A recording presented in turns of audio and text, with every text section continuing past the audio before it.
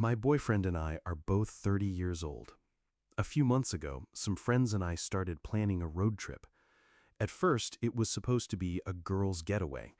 Then we decided to invite everyone's partners and turn it into a group vacation. We spent weeks planning it. Hotels were booked, activities were reserved, everyone was excited, including my boyfriend. At least, at first. Then about 2 weeks before the trip, he suddenly told me he didn't want to go anymore. I was surprised.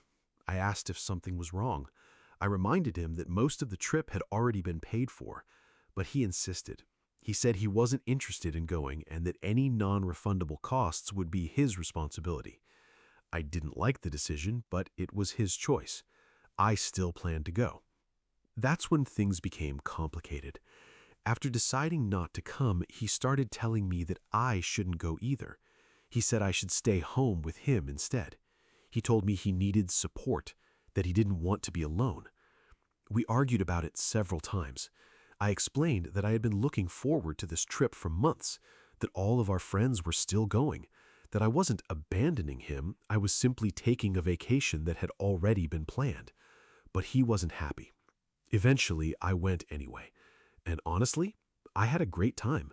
The trip lasted a few days. We traveled, explored new places, laughed with friends, and made memories. But when I came home, something felt different. My boyfriend was cold, distant.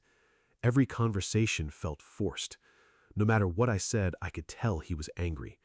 I started wondering if I'd made a mistake. Maybe I should have stayed. Maybe I had been selfish. So I asked people for their opinions. At first, many agreed that I wasn't wrong. After all, the trip had already been planned and paid for. Then people started asking a very important question. Why had my boyfriend canceled? And that's when I explained something I hadn't mentioned before. A few weeks earlier, he had been diagnosed with Ewing sarcoma, cancer.